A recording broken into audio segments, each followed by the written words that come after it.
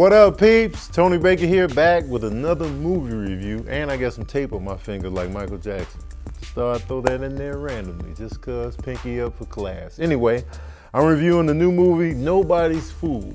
It's directed and written by Tyler Perry and stars Tiffany Haddish, Tika Sumpter, and Whoopi Goldberg is in this joint. It's a comedy. They highlight, when you look at the trailer, they really highlight Tiffany Haddish, because she's the hot girl right now in comedy, so you know you got to get the box office in there. So they really highlight her in the trailer. But it's really not about her. The trailer's kind of misleading, okay? If you haven't seen the trailer, it's about a woman who's been dating a guy, and they've been like dating for like a year via text and like online stuff. But she hasn't met him in person. She hasn't seen him. She doesn't know what he looks like. So it's like, you know, he always had an excuse like, you know, where I'm at, you know, we're on the oil rig, I don't have service, I can't, you know what I'm saying? So as a person that's been catfished personally, you always ask for the proof now. You know what I'm saying? You gotta be careful out here on these internet streets when it comes to dating and flirting and all that, because the catfish is real. I've been catfished out here. When I was like, let's see a video. Send me a video of you talking to me. Oh, my phone doesn't. If the phone never works, get out of there. That's a 13-year-old boy you've been flirting with the whole time. Guaranteed, don't fall for it. So her sister, played by Tiffany Haddish, gets out of jail and she's like, yo, you know, I've been watching Catfish, you know, in the penitentiary, and like, you know, I think you're getting catfished. And so they go on a little quest to see if he is who he really supposed to be. Meanwhile, you know, there's a guy that's around at the coffee shop that really likes, you know, Tiffany Haddish's sister the whole time, but no, she's focused on this guy. So that's pretty much the premise of the movie. But in the trailers, they make it look like, you know, Tiffany's on this real quest to figure out, is this guy who he claims to be? And then, honestly, like, Tiffany is the strongest part of the movie. Like, she's funny. I can tell they let her go off script, which always works. It's rated R, which I appreciate, because, you know, there's this unrestricted comedy right there. The dynamic of Whoopi Goldberg and her daughters is a good dynamic. Every time Whoopi's on the scene, it's a good time. But then, like, when Tiffany's not around, it kind of falls into the same formula, like romantic stuff, and it just didn't really resonate. The writing was kind of weak. You know, they would set up a scene where everything's explained in this one scene. I was like, okay, that's not gonna really happen. Like, the ex is gonna be behind them in line in the coffee shop explaining everything right then and there. That's not happening in real life. A lot of stuff was just unbelievable. Like, I didn't believe it. Like, I didn't buy it. And I was like, what? Who's gonna put up with this? It was a lot of that going on.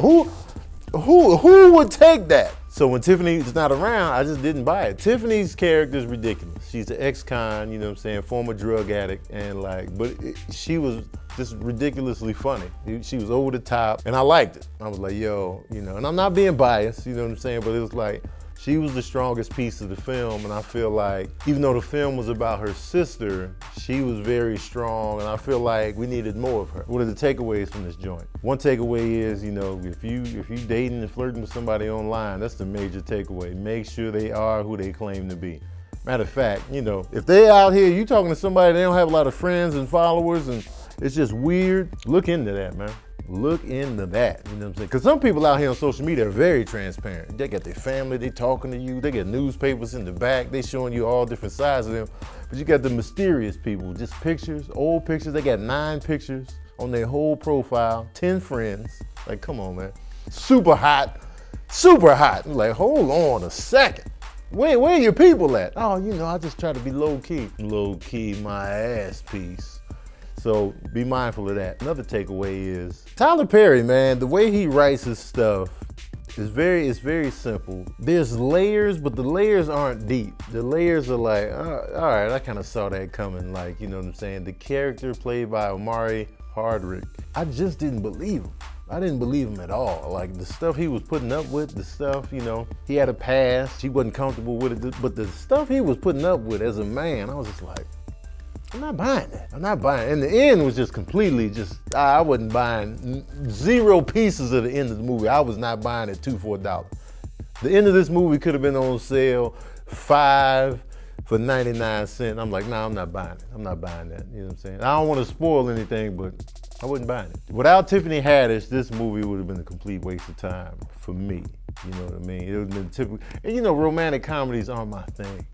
So, you know, you gotta have an element to lure me in. Like, you know, that's why I like Crazy Rich Asians. That's why, you know, and I appreciate, like, you know, rated R romantic comedies, because they give it an extra layer of just like edge, you know what I mean? And there's a sex scene in here, but there's a couple sex scenes. One was funny, one was like, all right, you know what I'm saying? I don't need sex scenes in movies. I'm over it. Because we got porn on the internet now. You can get your fix. Like back in the 80s, a love scene was key to get your fix. Oh, they really doing it. You know what I'm saying? But now you can get anything you like. You can get on around the corner from what you're watching. You can just swipe right. Ah, full porn, yes. So the movies don't even need these scenes anymore. You know what I'm saying? You can allude to, yeah, they had sex. That's all we need. Just allude to it. Have them fall passionately down on the couch, off the camera, and then have them wake up next to each other. That's all we need. We don't need the love scenes no more, man. Softcore porn on Cinemax doesn't matter anymore. Take it out of the movies. But anyway, y'all want to know the smooth jazz review of Nobody's Fool. Well, here it is. Oh yeah.